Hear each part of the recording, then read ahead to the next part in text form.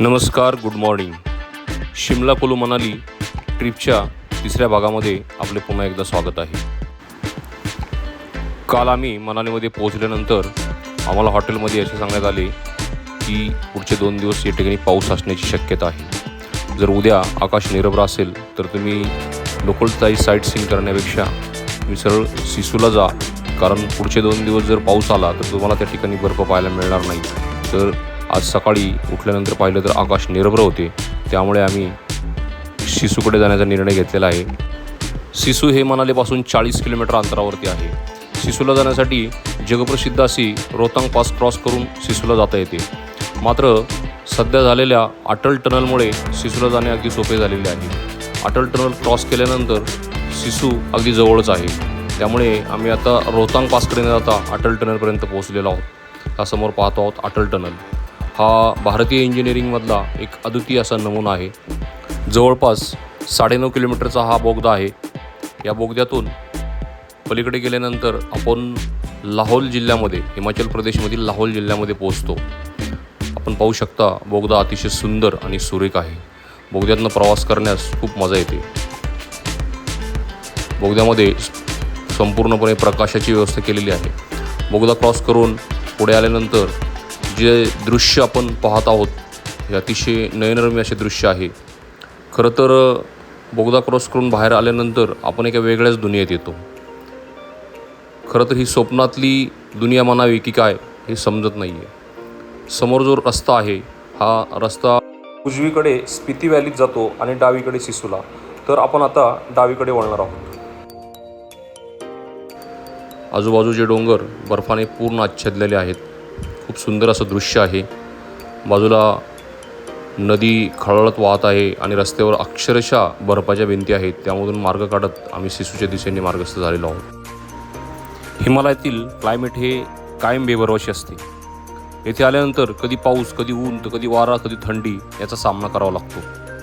मात्र आम्ही फार लक्की आहोत की आज एक आकाश निरभ्र आहे. खूप सुंदर असं वातावरण आहे आणि त्यामध्ये एवढा अट्टहास करून किंवा एवढा पैसा खर्च करून आपण जेव्हा येतो तेव्हा ज्या गोष्टीसाठी आलो आहोत ते जर पाहायला मिळतं त्याचा आनंद द्विगुणित होतो. तर आम्ही पोहोचलेलो आहोत सिसूमध्ये. हा सिसूच्या नदीच्या पलीकडचा जो डोंगर आहे, जो मैदान आहे, तिथे आपण जाणार आहोत. कडाक्याच्या थंडीमध्ये थोडासा चहाचा आस्वाद. सिसूमध्ये रोडच्या बाजूला किंवा ज्या ठिकाणी गाड्या पार्क करतात त्या ठिकाणी बर्फ नसल्यामुळे आम्हाला ऑब्व्हियसली ही जी नदी आहे ही क्रॉस करून पलीकडे बर्फात खेळण्यासाठी किंवा बर्फ पाहण्यासाठी जाणे गरजेचे होते. म्हणून आम्ही या ठिकाणी जी झीप लाईन आहे तिचा वापर करून आम्ही आता सर्वजण पलीकडे जात आहोत. या झीप लाईनसाठी प्रत्येकी 300 रुपये या ठिकाणी मोजावे लागतात, पण हरकत नाही आहे. तो एक वेगळाच अनुभव असतो, आनंद असतो. झीप लाईन जवळपास नाही म्हटलं तरी एक 500-600 मीटर अंतराची आहे. त्यामुळे त्याच्यावरूनही पलीकडे जाण्याचा एक वेगळाच आनंद आहे. सकाळची वेळ असल्यामुळे आणि पर्यटकाची गर्दी कमी असल्यामुळे येथील स्नो जो होता तो खूप फ्रेश आणि मस्त होता. मग काय, सारेच लहानगे झाले आणि मस्त मजा एन्जॉय करण्यास सुरुवात केली. आता पुढचे जवळपास 5-6 तास आम्ही इथे घालवणार होतो. त्या दृष्टीने सर्वांनी फोटो सेशन, काही ॲक्टिव्हिटी या ठिकाणी करण्याचे ठरवले आणि त्याच्या अगोदर आपली फुकटची जी ॲक्टिव्हिटी होती घसरगुंडी, तिचा सर्वांनीच मनसोक्त आनंद घेतला.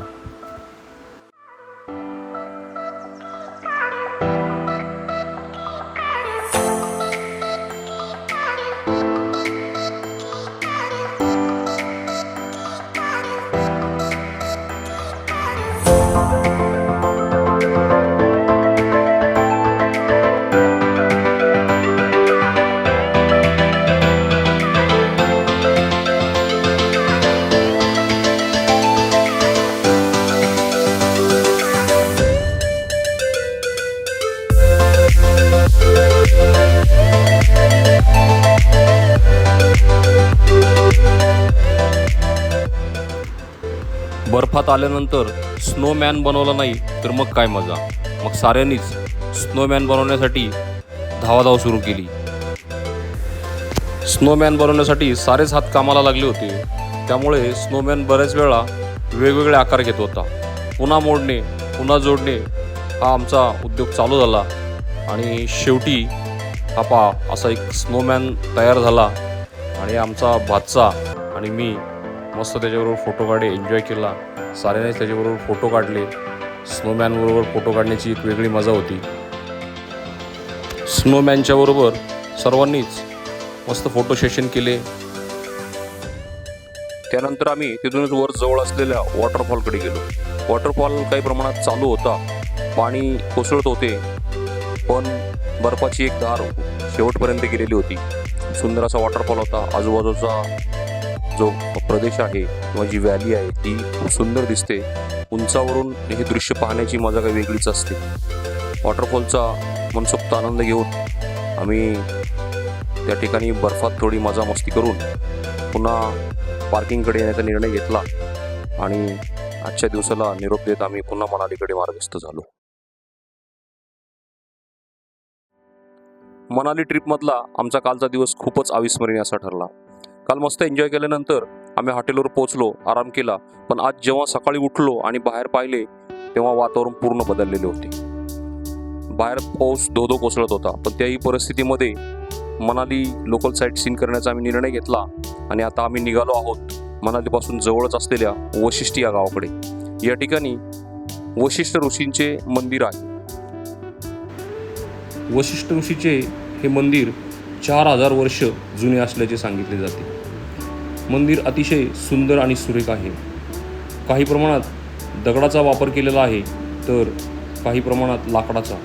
लाकडावरती केलेल्या कोरीव कामामुळे मंदिर अतिशय सुंदर आणि सुरेख दिसते.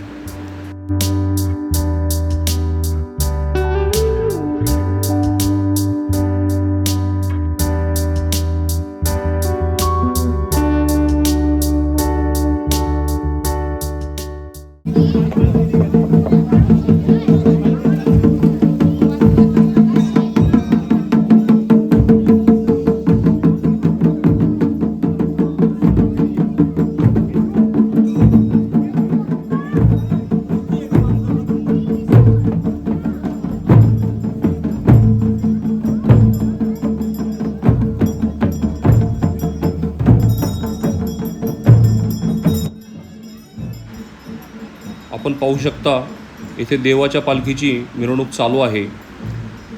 असे सांगितले जाते की नववर्षाच्या निमित्तानं दरवर्षी या मंदिरामध्ये देवाच्या पालखीची मिरवणूक काढली जाते. या पालखीच्या मिरवणुकीमध्ये स्थानिक पुरुष जास्त संख्येने सहभागी झालेले दिसत आहेत.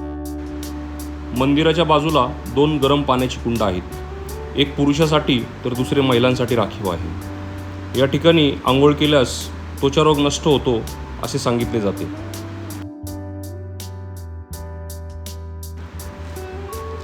वशिष्ठ ऋषीच्या दर्शनानंतर आम्ही पोहोचलो ते मनालीमध्ये प्रसिद्ध असलेल्या हिडिंबा देवी मंदिराकडे.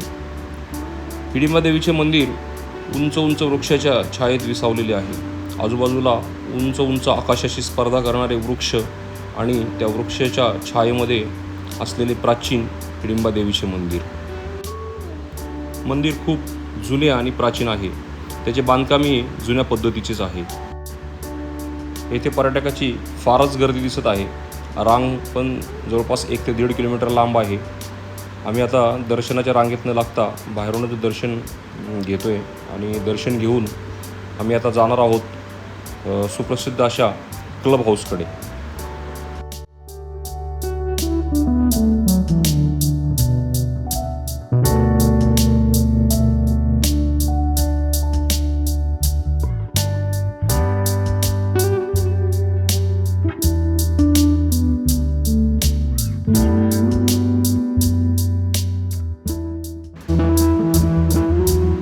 पावसातही काही पर्यटक याकवर बसून फोटो काढण्याचा आनंद लुटत होते.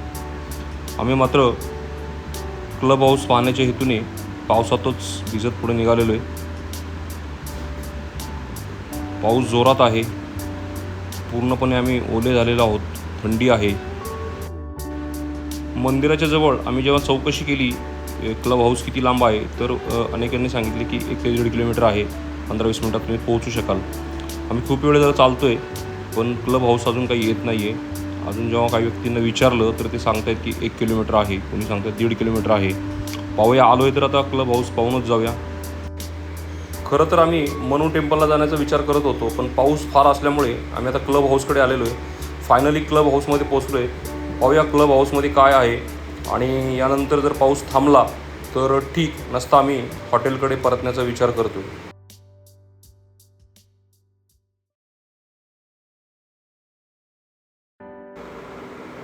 काल पाऊस न थांबल्यामुळे शेवटी आम्ही नाईलाजाने हॉटेलवर पोचलो आणि काल 4 वाजल्यानंतर फुल आराम केला. आजही पावसाने खूप धुवाधार अशी सुरुवात केलेली आहे. पाहूया, थोडा पाऊस उघडण्याची वाट पाहतो आहे. आम्ही आज चेकआउट केलेलं आहे. आम्ही आता चेकआउट करून मनालीमधील काही जी स्थळं आहेत बाकी आम्ही काल जी पाहू शकलो नाहीत अशी, त्यामध्ये मनालीचा मॉल रोड आहे, मनू टेम्पल आहे आणि काही छोटी मोठी स्थळं आहेत ती आम्ही पाहण्याचा विचार करतो आहे. आता ती स्थळं पाहून आम्ही आज कसोलला जाण्याचा विचार करतो आहे. या 2 दिवसापासून पाऊस खूप धुवाधार आहे. आम्ही आता पोचलो आहे मॉल रोडवरती. खूप सुंदर असा मॉल रोड आहे. पाऊस कमी झालेला आहे.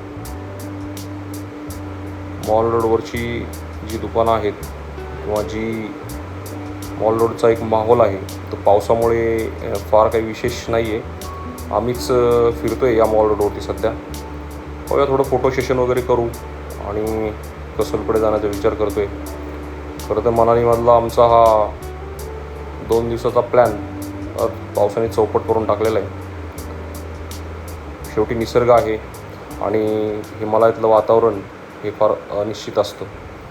त्यामुळे आम्ही आता कसोलच्या दिशेने निघालेलो आहोत. मनालीपासून 70 किलोमीटरवरती कसोल हे एक सुप्रसिद्ध असं ठिकाण आहे. त्या ठिकाणची जी व्हॅली आहे खूप सुंदर आहे. कसोलला भारतीय पर्यटकापेक्षा परदेशी पर्यटक जास्त पसंती देतात. गेल्या काही वर्षापासून हे कसोल फार फेमस झालेले आहे. त्यामुळेच आम्ही कसोलला जाण्याचा निर्णय घेतलेला आहे.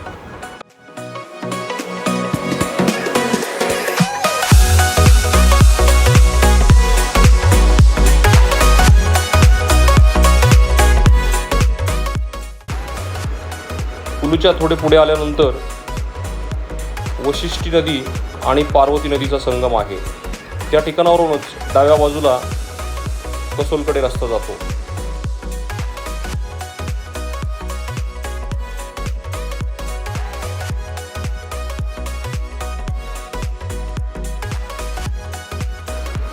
मुख्य रस्ता सोडल्यानंतर आम्ही जेव्हा पार्वती व्हॅलीमध्ये प्रवेश केला तेव्हा इकडचा नजारा काही वेगळाच होता. खूप सुंदर असा नजारा होता. उंच उंच डोंगर आणि अगदी निमुळते रस्ते. खरा हिमाचल पाहायचा असेल तर या रस्त्याने गेल्यानंतरच आपल्याला हिमाचल कळतो. मुख्य रस्ता जो आहे चंदीगड मनाली हायवे, त्या ठिकाणी आपल्याला खरं तर हिमाचलची तेवढी मजा घेता येत नाही किंवा तो आनंद मिळत नाही. आतमध्ये आल्यानंतर खरा हिमाचल आपल्याला पाहायला मिळतो. उंच डोंगर, खळखळत वाहणारी नदी आणि तिच्याकडने कधी खाली तर कधी वर जाणारा निमुळता रस्ता. खूप सुंदर असे हे दृश्य होते. पार्वती व्हॅलीचे अप्रतिम सौंदर्य पाहत असतानाच आपल्यासमोर ही वेगळी स्क्रीन आलेली आहे. मित्रांनो, तिचं कारण मी तुम्हाला सांगतो. काल आम्ही जेव्हा कसोलला निघालो होतो, जवळपास आम्ही 20 ते 25 किलोमीटरचे अंतर पूर्ण केले होते आणि साधारणतः 7 किलोमीटर कसोल असताना एका ठिकाणी लँडस्लाईड झाला आणि त्या ठिकाणी आम्हाला जवळपास 6 ते 7 तास अडकून पडायला लागले. आणि शेवटी 5 वाजता आम्ही निर्णय घेतला की आता कसोलला जाण्यात काही राम नाही आहे. आपण यानंतर कसोलला जाऊन त्या ठिकाणी काही पाहूही शकणार नाही आणि उद्या आपल्याला सकाळी लवकर निघायचं आहे, कारण पुढचं जे बुकिंग आहे ट्रेनचं बुकिंग ते 2 दिवसानंतर आहे आणि आपल्याला त्या अगोदर दिल्लीला पोहोचणं गरजेचं आहे. म्हणून काल आम्ही अतिशय दुःखी मनाने कसोलला न जाण्याचा निर्णय घेतला आणि चंदीगड हायवेवरती येऊन एका ठिकाणी मुक्काम केला आणि भल्या पाटेच आम्ही आता चंदीगडकडे निघालेलो आहोत. मी आता काही वेळात चंदीगडमध्ये पोहोचू आणि चंदीगड थोडं एक्सप्लोर करणार आहोत. तर आपण आता पाहत आहोत मी पंजाबमध्ये प्रवेश करतो आहे. तर हिमाचल सोडून आम्ही पंजाबमध्ये प्रवेश केलेला आहे. तर मित्रांनो, हा व्हिडिओ मी आता या ठिकाणी थांबवत आहे. व्हिडिओ आवडल्यास लाईक, शेअर, सबस्क्राईब नक्की करा. भेटूया पुढच्या व्हिडिओमध्ये लवकरच. धन्यवाद.